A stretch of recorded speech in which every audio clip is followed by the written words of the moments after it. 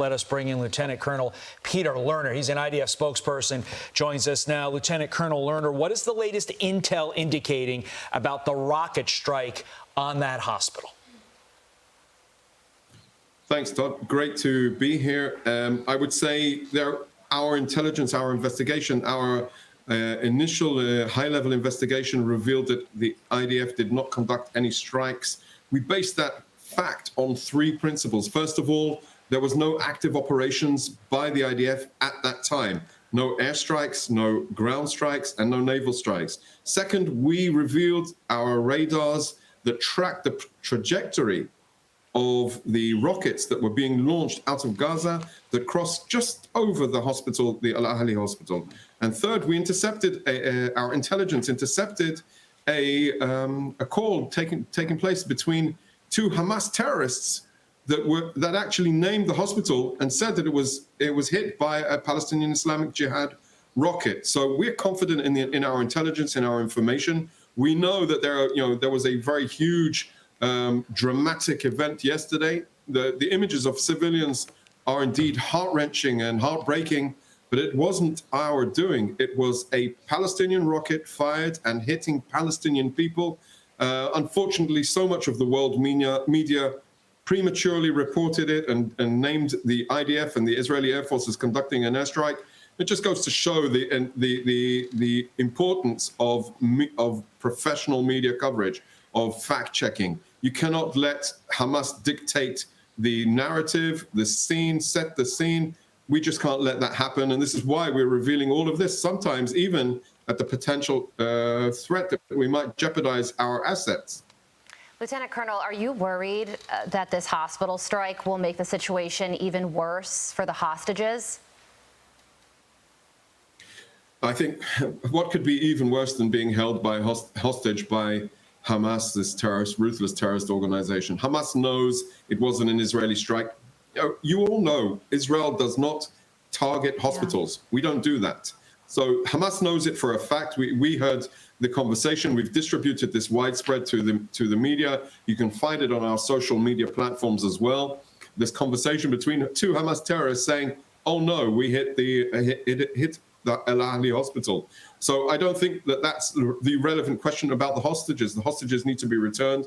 There are 199 people with their families torn to pieces about and distraught with stress and frustration and concern for their families, for their brothers, for their sisters, for their grandmothers, and Holocaust survivors. All of those people that have been abducted. You have this audio recording, and you've already released it. And now the question becomes, how do you convince the rest of the Arab world that this was not an Israeli airstrike? Because this will be used to spark greater conflict in the region. Yeah, this is the challenge. This is the challenge we face. And this is exactly what Hamas is doing to mobilize and manipulate the Arab world. Indeed, the messages will be going out. We've distributed all of the information also in Arabic so that the Arabic world can indeed understand. And of course, our diplomats will be doing their job, engaging. I'm confident that we will be sharing it, obviously, with our colleagues and allies from the US, the defense establishment. They will get our information, our intelligence. We will share it with them. We're pretty confident that that message will reverberate. Keeping in mind, I've been around the block a few times and this is the first time we've been able, in a relatively short time, to get such a high-level investigation on such an important issue in the space of a conflict, of an ongoing war. And I think this is really, it's a point of much credit for the IDF, and it needs to be applauded. And indeed, when we move forward, we have to be very, very cautious about everything Hamas is saying. These people, they butcher babies in their bedroom. They wouldn't have a problem lying to an international media outlet. Yes. Speaking of moving forward, all eyes now in anticipation of the ground invasion whenever it may happen. But an IDF spokesman saying, quote, "We are preparing for the next stages of war. We haven't said what they will be. Everyone's talking about the ground offensive. It might be something different." Lieutenant Colonel, what could that something different be? I think that is a broad misquote of what perhaps one of my colleagues said. We are preparing for a ground mobilization. We need to be prepared for that. There's the toolbox of the IDF includes many things, including aerial assaults, ground assaults, naval assaults, extensive striking, precision identification of specific terrorists that have been involved. We will defeat Hamas. We will utilize all of the tools that we have in order to implement the directives given to us by the government to make sure Hamas can never come into our bedrooms and butcher our babies ever again. That said, Lieutenant Colonel, why hasn't the ground offensive begun yet? No, the ground offensive is just one tool. It needs to be prepared. It needs to, if and when we're instructed to do so, it will be in accordance to our battle rhythm and in accordance to the military operations, but also the international political interests and achievements we intend to gain. Clausewitz said that military and war is political intercourse by other means. So in order to achieve the political goals and go on, and there is a time frame that we need to conduct this. I think we need to be very, very cautious at sitting there with our stopwatches saying, when is this going to happen? How is it going to happen? We need to be patient. We are very, there's a plan of action. If the mobilization does take place, we will obviously be announcing it and you'll be able to see it. But that's an if. And it is all dependent, of course, on the government's directive. Absolutely. There are just so many unknowns right now. And one of the big ones is if you're going to be fighting a 1 or 2 front war. And then what happens if Syria becomes involved as well? I mean, Israel is one of the greatest fighting forces in the world. I don't need to convince you of that. But does Israel have the capability? And I also mean just the stuff, the material, the weapons to take on multiple fronts. Carly, the IDF is a very strong military. We are prepared to fight, if needs be, on 2 fronts or multi-fronts. The land operation, if it is implemented in Gaza, is a challenge. Hezbollah is a challenge, but our confidence is based on 2 core components: our professional capabilities, but also the civil cohesion around Israel, around our people. I'm a reservist. They called me in. I dropped my everything. Yeah. I gave my wife a kiss on her forehead as I left home on the 11th on the 8th of October, and I said goodbye to my daughter. And I came to the military because that's when we are in a state of war, when a terrorist can come into my house and butcher my baby, I have no other choice. So the society here is very strong, and the military is emboldened and powered by that. We have to be very, very clear. An unfathomable attack that was conducted by Hamas, it can never, ever be the norm of terrorism that we accept. We can't accept terrorism full stop.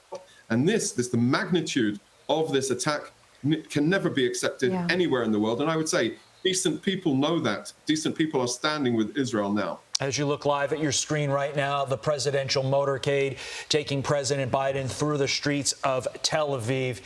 And Lieutenant Colonel, you gave a spectacular answer in explaining why you do not believe a ground offensive has begun yet. It was thorough.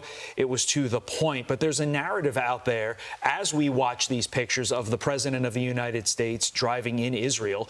There's a narrative out there that the IDF is waiting for President Biden to leave before beginning that ground offensive. How do you respond to that? Well, we have to keep in mind that, of course, there is, as I said, political interests beyond the military interests, and those two need to complement one another. I can't really confirm that that's the situation on the ground, and indeed, we are very cautious and we are listening to what our American allies are saying. We have, and President Biden has been very, very vocal about supporting Israel, and indeed, we are listening to our American allies. So when we look forward, we are focused on our mission. As the meetings take place, we will continue to destroy Hamas's capability, target their leaders, and disrupt any actions that they are trying to conduct. Their rockets are 450 of their rockets launched at us in the last 12 days landed in Gaza. We saw what happens when one of them hits a hospital.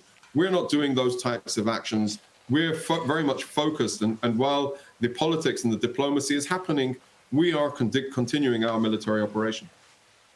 Yeah, Lieutenant Colonel, it's hard to imagine being in your shoes. right now? I mean, like you said, you told that story about kissing your wife and going to war. And I know that you were a reservist, and I don't know if you ever thought that this situation would unfold certainly as rapidly as it is right now, and the horrors that occurred just over a week ago are still so raw and will probably forever be. So what is your hope? What is your expectation for what Israel will look like in 10 years' time? Wow.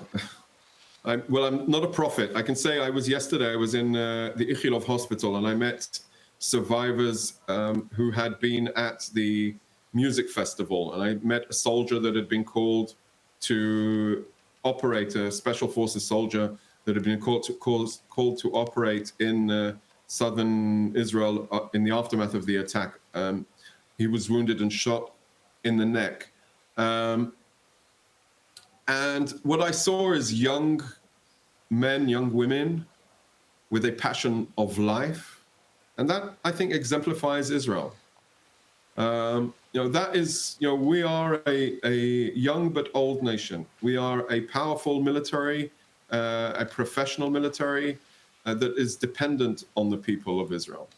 And when I said to my wife, they're calling me, I have to go, she didn't question that. She said, yeah, you have to go and do your thing. You have to go and, reflect what is going through Israel on these days. So 10 years down the line, I probably couldn't answer that. We need to live in peace. We need to find that peace, but it needs to be peace from a position of strength, of security and coexistence and mutual respect. Unfortunately, Hamas terrorists are not a partner for any of those things. They still want to do diabolical acts. They are still holding 199 hostages. The unfathomable terrorist attack against our people 12 days ago will be a blemish on the history of mankind, and it has done a huge disservice to the Palestinian people as well. I think the will of the Israeli people that you just described has been echoed throughout our coverage over the last week and a half by Trey Yinks, because on multiple occasions when we asked what is the mood of the Israeli soldiers, in fact, he said they are scared. They know what is coming. They know that the fight will be very, very difficult, very, very bloody, and deaths and casualties will occur. But they are so united because this isn't a war in a foreign land. This is visceral. This happened less than 10 days ago. To your point, coming into your home, killing your child. That creates something in all of us, especially the Israeli people who have been under fire for decades, if you will. And I think that notion of, like Carly and you highlighted, you kissing your wife, you don't want to leave her, but you have to leave her because this is the mission to defend not only your wife, not only your children, but the entire Israeli people. I agree. And it's a testament to you, and it's a testament to the people.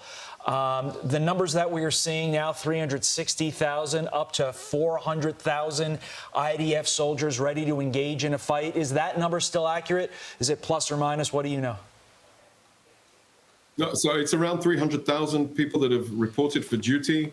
They are dispersed both on the front with Gaza, obviously preparing for a ground maneuvering, ground mobilization. They include across all of the services. So we have Navy, Air Force, and ground forces, the Home Front Command, offensive capabilities, defensive capabilities, but they're also for the Northern Front, for the arena with Hezbollah and potentially on the border with Lebanon. You asked about what is the potential of a two-front war. Hezbollah, we've seen them escalating over the last few days. Now, every single day they're firing anti-tank guided missiles towards troops on the border. They've killed soldiers, they've killed civilians doing so. We've responded in kind and then some. We won't take that. We won't accept that to be a reality. And yes, we've evacuated 28 communities across the border, across the frontier, because that's what we do. We take care of our people. We get them out of harm's way.